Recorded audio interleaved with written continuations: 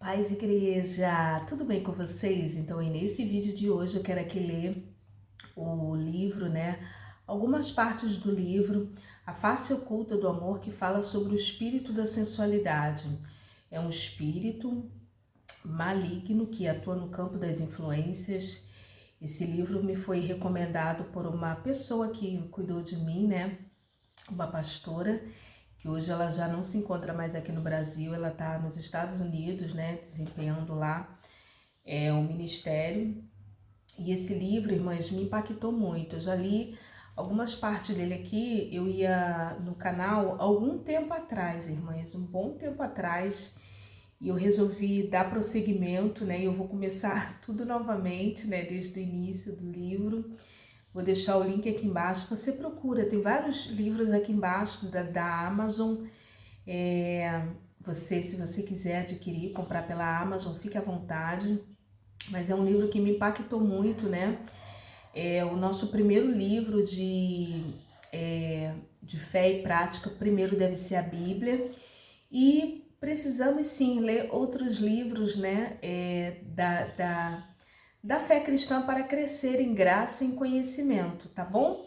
Então vamos aqui, eu quero começar lendo o livro e depois você procura aqui embaixo o link se você quiser adquirir, mas eu quero começar a ler o capítulo 1, que tem por título A Sensualidade e a Sociedade. Fala assim, a verdadeira crise. A maior crise em questão na atualidade não é econômica, social, política, é moral. Não está fora das pessoas, mas dentro delas. Não está baseada nos recursos, mas na inconsistência do caráter. É forte, Não está entrincheirada pela inexistência de soluções, mas pela falta de objetividade em relação ao propósito de Deus para a vida. Não é também algo meramente natural que pode ser resolvido por planos e estratégias humanas. É muito mais espiritual do que podemos imaginar. O homem não é meramente um ser carnal. Apesar de morar num corpo físico, o homem é essencialmente espiritual. E por isso está tão relacionado com o mundo espiritual com o mundo físico, ou seja, nós somos uma tricotomia, corpo, alma e espírito. É bem verdade que o nosso espírito é eterno. Quando nós morremos, eu quero dar uma pausa aqui para falar, Quando nós morremos, o nosso espírito ele volta para Deus e a carne, Esse invólucro aqui que vocês estão vendo volta para a terra, para o pó. Nós somos pó e cinza, mas o espírito ele é eterno. E ele fala aqui, que nós somos essencialmente espiritual, por isso nós estamos relacionados com o mundo espiritual. Então essa dinâmica da fé, quando nós oramos e verbalizamos a fé, chamamos à existência aquilo que não existe como se fosse, nós estamos chamando no mundo espiritual. Irmãs, isso é um poder muito grande. Porque os animais não têm isso, os animais é só alma e corpo. Morreu, acabou. Agora o ser humano, você vê que quando Deus ele criou o homem, ele soprou na narina do homem, ele colocou, o espírito, e a partir, daquele sopro divino, aleluia, nós nos tornamos almas viventes. Mas vamos lá, que eu quero ler aqui, vamos lá. Não é suficiente conhecermos apenas as leis da física que governa a natureza, se não entendermos os princípios morais que estão sendo quebrados, se não discernirmos o mundo espiritual ignorando os ardis do diabo. Vamos continuar fracassando em ajudar nosso mundo. Esse tipo de crise causada pela pulverização da sensualidade está na raiz dos principais males confrontados pela sociedade. Infelizmente, pouco se tem feito para cortar essa raiz. Na verdade, muitos a têm nutrido, sem saber o que esta é a causa e não efeito supérfluo dos mais graves problemas que estão na pauta dos sociólogos e psicólogos. O respeito interpessoal e cidadania e família, os governos, etc., têm estado radicalmente comprometidos e amaldiçoados pela crise moral que a fermentação do espírito da sensualidade acarreta. É o subtítulo, né? De dentro para fora. Pessoas estão procurando soluções que estão dentro de si, mesmas do lado de fora. Existe um sofisma aterrador que diz que as coisas podem melhorar independente do arrependimento. Sofisma é falso, né? Uma ideia falsa, né? Quando idealizamos uma solução ou sonhamos com uma vida, melhor desconsiderando nossa responsabilidade de sofrermos ajustes íntimos e mudanças significativas de dentro para fora. Tudo que conseguimos é absorver um espírito crítico, hipócrita e destrutivo, que faz malograr a esperança. Semeamos nossa própria frustração, e é verdade, né? O que mais tem é crítica, o que mais tem é hipocrisia e o que mais destrói, sobretudo, a nós mesmos, né? Porque quando nós criticamos, somos hipócritas, cria todo um campo negativo na nossa vida e atrai cada vez mais infortúnios, né, para a nossa vida. Mas vamos prosseguir aqui. Muitas soluções já nascem condenadas porque se propõem a lidar apenas com efeitos e não com verdadeiras causas dos problemas. Sempre que achamos que o problema está do lado de fora, esse pensamento em si já é a essência do problema. Normalmente somos tendenciosos e não enxergamos nossa responsabilidade pessoal em problemas de que, direto ou indiretamente, nos encontramos envolvidos e que precisamos lidar. Os maiores problemas, irmãs, eles não estão fora, mas eles estão dentro. Muitas das vezes nós moramos em um lugar, moramos em um contexto, estamos inseridos em uma situação em que, para que aquilo possa mudar, na verdade, nós é que precisamos mudar. A cidade aqui, né, a cidade aqui onde eu moro é uma cidade com renda per capita muito baixa. É uma cidade assim que não é muito assim, a renda per capita ela é muito baixa, né? Alguns anos atrás eu vi dá R$7 e pouco por habitante. Mas assim, é uma região relativamente pobre. Então assim, independente do lugar onde você esteja inserido, aquele lugar não pode estar dentro de nós. Amém? Aquele lugar não pode estar dentro de nós, aquele contexto. E muitas das vezes o problema somos nós. Tem pessoas, às vezes, que mudam de cidade, que mudam de país, que mudam de estado, que fica mudando de lugar para lugar, pensando que pode resolver a situação, enquanto que, na verdade, quem precisa da verdadeira mudança somos nós, né? Então, quando você começa a mudar intrinsecamente a sua mente, seu coração, começa a entrar esse processo de libertação, que é o que eu falo muito aqui no canal, irmãs, você começa a fazer mudança fora. Você pode morar em um barraco de madeira, mas você começa a mudar, a transformar, a tirar quinquilharias, organizar teu quintal, pintar o barraquinho de madeira, começa a limpar. Irmãs, é libertador, mas vamos aqui. Senão eu fico falando.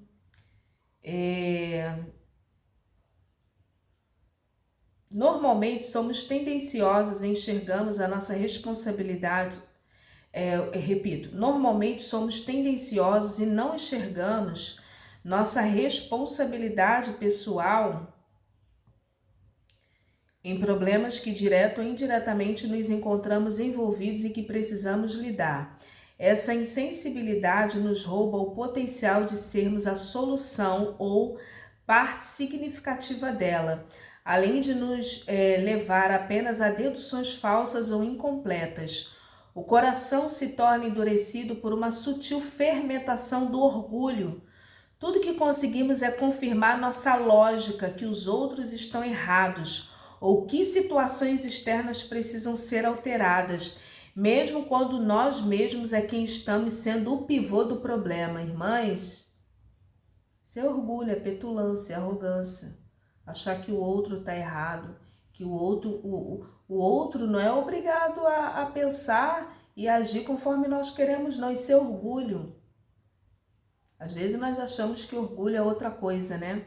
Mas isso é orgulho. né? O conceito de arrependimento tem um caráter extremamente pessoal e interior. Arrepender no literal é metanoia, que significa mudança de mente.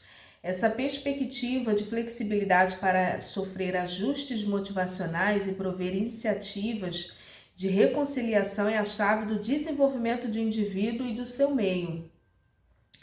Cada um está num grau de maturidade, de evolução, irmãs. Ninguém é obrigado a pensar como ninguém, cada um está num grau, né? Quando mudamos as coisas dentro de nós, afetamos o mundo espiritual. Quando você afeta o mundo espiritual, você transforma o mundo físico. Fabuloso, né? Lindo isso. É assim que as coisas realmente funcionam. Isso quer dizer que nós precisamos ser o milagre e não as outras pessoas ou as circunstâncias. Precisamos estar abertos para ceder e mudar, entendendo que o primeiro passo para solucionar qualquer problema reside na nossa vulnerabilidade do arrependimento. Esse verdadeiro arrependimento encoraja a humilhação, a transparência, a confissão e atos consistentes de reconciliação que têm o poder de lidar com as raízes mais profundas dos nossos problemas, sarando a alma e destruindo maldições. Que é o que eu falo aqui muito no canal. Irmãs, eu vou parando e vou falando, porque essa linguagem aqui, ela não é uma linguagem muito simples, é uma linguagem média, não chega a ser uma linguagem rebuscada, como Machado de Assis, Aloysio Azevedo, Raul Dávila Pompeia, desses clássicos da literatura brasileira, que são uma linguagem mais rebuscada. Mas essa linguagem aqui, ela não é uma linguagem tão simples e tão coloquial, por isso que às vezes eu vou parando. Esse texto aqui, esse último trecho aqui que eu li e que eu vou passar aqui para o outro, né? Esse último trecho aqui que eu li é o que muito nós falamos aqui, irmãs, do jejum. O jejum, ele traz o arrependimento. O jejum, ele nos dá consciência de pecados. É o que ele fala aqui, ó. Esse verdadeiro arrependimento encoraja a humilhação. Quando você jejua, e sobretudo quando você jejua vários dias, irmãs, você tem consciência do seu pecado. Que pecado, irmã Raquel? Se eu não roubo, se eu não mato, se eu não roubo o banco, se eu não mato, se eu não traio meu marido, a minha esposa. Você tem consciência do seu pecado. Que pecado? Pecado do orgulho. O pecado de querer dar o jeitinho em tudo. O pecado da mentira. Tudo isso da natureza humana terrena. O pecado de às vezes fazer o outro sofrer, brincar às vezes com o sentimento dos outros. O pecado de às vezes dar uma palavra, prometer algo para alguém e não cumprir com a palavra. Isso é pecado. O pecado de ter relação sexual antes do casamento. Isso é pecado. Ai, Marcão, não existe namoro santo. Existe. Isso é pecado. Você ter namoro, tá namorando uma pessoa, então resolve logo essa situação. Pecado da vaidade, de querer ser mais santo do que o outro. Isso é vaidade, irmãs. Isso tudo são pecados intrínsecos. Então, quando você jejua, você coloca no coração, vou jejuar 3 dias, de 8 a meio-dia, ou de 8 às 2, ou enfim. Irmãs, vem isso aqui, ó. O pecado de mentir, de enganar, de trapacear.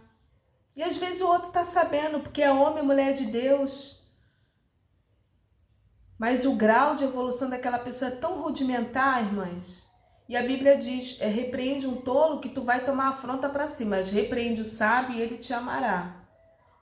Às vezes você até sabe, mas o grau de evolução daquela pessoa é tão baixo, tão rudimentar, que você, ó, prossegue para o alvo, para o prêmio da soberana vocação, porque tem coisas grandes para a tua vida.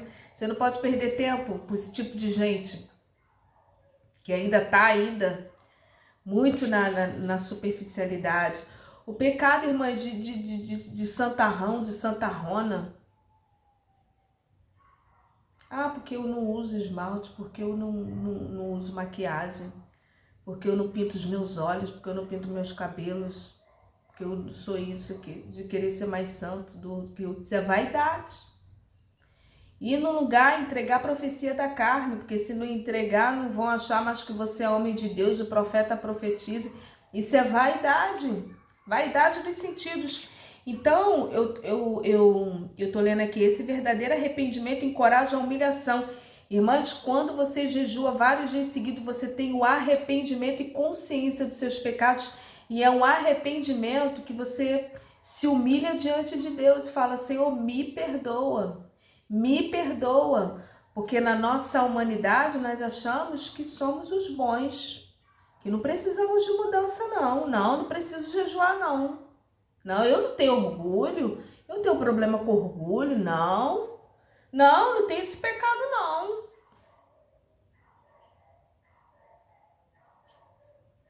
Eu já fui assim, encoraja a humilhação, a transparência. Você é transparente com Deus e com o Espírito Santo. Confissão, e você confessa: Senhor, me perdoa. Eu levei vantagem naquilo. Eu enganei fulano. Me perdoa do meu pecado, da minha falsidade, da minha palavra torpe, de fazer sinais obscenos com as minhas mãos. Senhor, perdoa meu pecado da masturbação, de ficar vendo cenas pornográficas pela madrugada quando a minha esposa ou meu marido está dormindo. Você começa a ter consciência dos seus pecados. Ele fala aqui, e reconciliação, que tem o poder de lidar com as raízes mais profundas dos nossos problemas, sarando a alma, sara a nossa alma e destrói maldições, irmãs. Olha como o jejum é poderoso. Isso aqui você só consegue através do jejum. E quanto mais profundamente somos corrigidos e sarados pelo arrependimento, e arrependimento, irmãs, só vem pelo jejum, quando você se humilha diante de Deus. O verdadeiro arrependimento não vem da nossa carne. O verdadeiro arrependimento que liberta vem do jejum. Tanto mais liberamos o poder de Deus para afetar outras pessoas, as circunstâncias externas. Pessoa que fala que se arrependeu e volta a fazer, não se arrependeu, porque quem se arrependeu de fato e de verdade pode passar o que for, irmãos, porque não volta a fazer mais o que fazia. Toda resistência demoníaca começa a cair. A autoridade de Deus só flui nessa direção, de dentro para fora. Todo esforço de tentar mudar as coisas de fora para dentro é quase sempre inútil e uma grande perda de tempo que opera contra o nosso potencial da perseverança. A mudança que uma solução eficiente exige precisa começar de dentro de nós. Pessoas transformadas vão transformar o mundo, pessoas curadas vão curar o mundo, pessoas livres vão libertar o mundo, e esse é o grande poder do arrependimento, mudança interior que gera mudança exterior. Essa é a verdadeira dinâmica que incrementa a autoridade do reino de Deus. Então eu vou parar por aqui, até para não enfadar. É muito forte esse livro, irmãs, muito forte, porque ele trata com o nosso caráter. O título assim, né? A face oculta do amor, né? Esse amor do mundo é o amor eros, é o amor da sensualidade, é o amor de tirar proveito, é o amor do culto ao corpo, que é o espírito da sensualidade. E aí entram músicas, né, que incitam a sexualidade, a sensualidade. Há um amor, entre aspas, descompromissado. Você conhecer a pessoa no mesmo dia, já vai para a cama. Esse amor é o amor do mundo. Né? O espírito, isso é demônio, irmãs, é demônio. O verdadeiro amor, ele envolve compromisso com a pessoa. Agora, esse amor descompromissado, isso não é amor, não. Conheceu a pessoa no mesmo dia, numa festa, já vai para finalmente lá para a intimidade. Mas eu estou falando aqui claramente para vocês entenderem, amém? Então, que Deus abençoe. Vamos prosseguindo aí na leitura, né? Eu vou ler mais tópicos, né? Lógico que eu não vou ler o livro todo, né? Mas alguns tópicos eu quero ler aqui, tá bom? Paz.